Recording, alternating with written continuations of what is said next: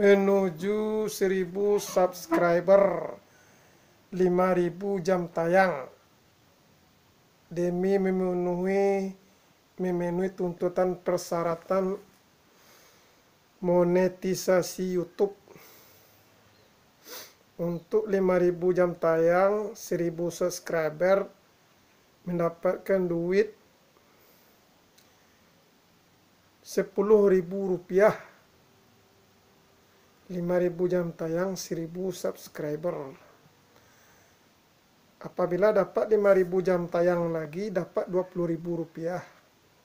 Sedangkan para konten kreator, YouTuber, kita lihat hidupnya bagaikan orang kaya, duit dibuang-buang, perhiasan, konten-konten tidak bermutu. Menyikapi meningkatnya tensi kriminalitas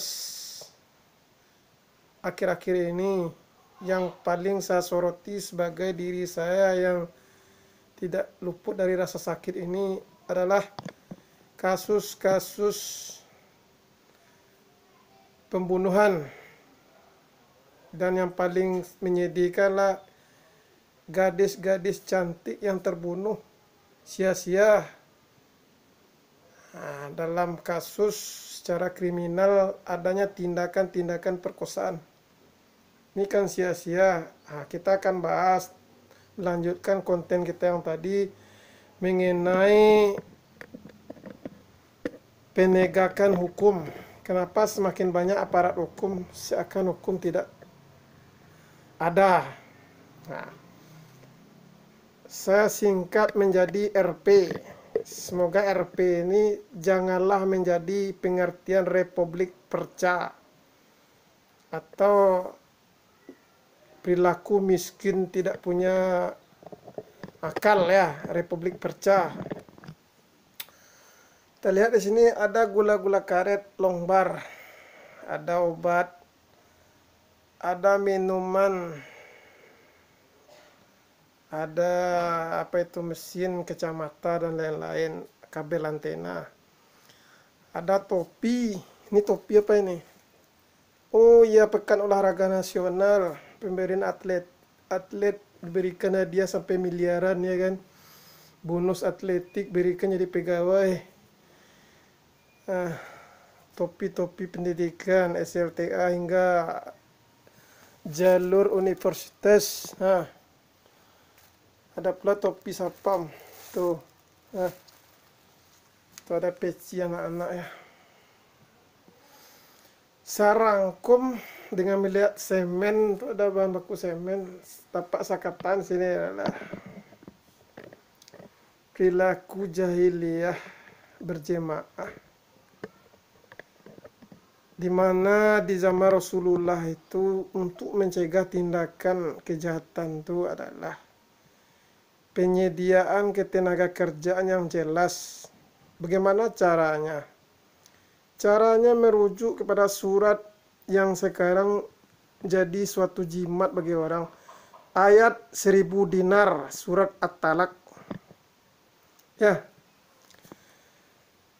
Mengenai pernikahan dan perkawinan sehingga anak itu lahir. Perempuan dewasa yang telah balik. Adanya hukum-hukum ketenaga kerjaan, pekerjaan yang terus dipolitisir, gerakan emansipasi yang tidak penting. Lelaki pengangguran, wanita-wanita yang bekerja mengerjakan tugas-tugas lelaki. Dan kebodohan-kebodohan lain yang kita bahas sulit kalau kita merinci, maka kita sederhanakan menjadi permen karet. Permen karet dibuat dari getah. Getah itu ditakik, ada pohon getahnya, ya kan? Masih lebih jelas, walaupun permen karet ini saya rasa kurang jelas. Ada obat nyamuk nih, nyamuk yang menghisap darah itu biasanya jamuk betina ya, untuk mempertahankan keturunan. Jadi dia menghisap darah. Marimas, buah-buahan banyak tetapi tidak menghasilkan duit. Jadi institusi pendidikan kita kiranya terlalu nyeleneh. Saya mengusulkan dibentuk lembaga biro jodoh ya. Biro jodoh legal yang diawasi oleh pihak tenaga kerjaan.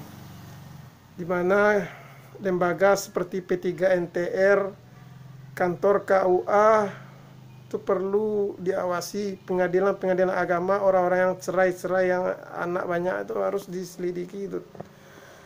Karena ada tugas negara itu sebenarnya sebagaimana dikatakan anak terlantar, fakir miskin, janda dan orang-orang tidak mampu itu ditanggung oleh negara. Bagaimana cara penanggungannya? Kita lihat di sini ada singer. Ini minyak mesin jahit nih. Jadi orang-orang yang memakai pakaian busana seragam, kalau tidak layak, jangan memaksakan diri. Hentikan gerakan propaganda. Anda tidak layak, tetapi Anda memaksa bekerja di suatu tempat. Nah, jadi mencegah apa yang ingin disampaikan tadi itu nanti salah paham lagi mengenai emansipasi ya. Di sini tidak ada maksud rasis atau maksud merendahkan gender atau anti kesetaraan dan lain-lain. Tapi apa yang ingin disampaikan adalah kita lanjut kepada apa ini? Oksigen. Ya, oksigen pernapasan. Kita bernapas sehat. Kemudian timbul rasa haus minum. Lalu kita lapar makan. Ketika semuanya terpenuhi, yang terjadi adalah ingin penyaluran energi ke tenaga kerjaan. Itulah pentingnya bekerja, menyalurkan energi. Dalam ilmu medis disebut sebagai energi libido, atau dalam aliran Tai Chi, Qi, energi Qi menjadi energi Qi, Qi ke Qi ke Qi. Mencegah perilaku tindak amoral.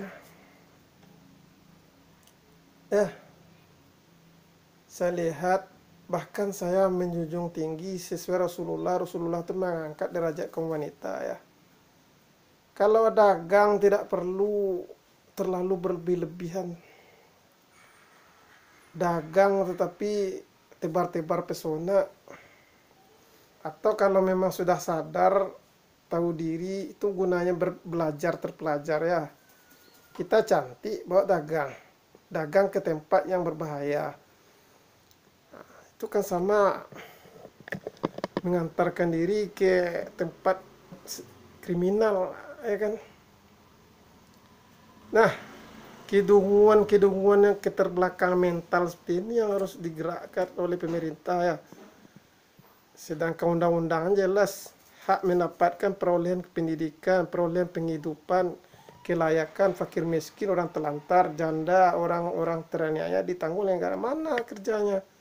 Ya, saya kira saya terbata-bata untuk menyampaikan lebih jelas. Saya tutup pengkajian hari ini mengenai semen, atau ada merek semen. Nah, semen ini letak di mana, saham di mana, yang bekerja siapa? Astagfirullahaladzim, subhanallah. Jadi CSR, Corporate Society Response, kemana perginya?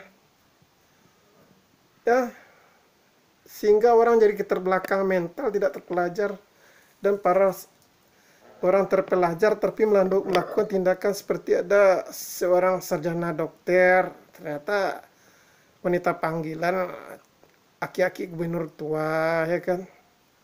Dan kasus-kasus kriminal lain. Ini pendidiknya di mana? Kalau nggak layak dengan seragam itu, jangan KKN masuknya ya. Berikan pekerjaan dengan kelayakan orang ya, profesi, personal, presisi ya.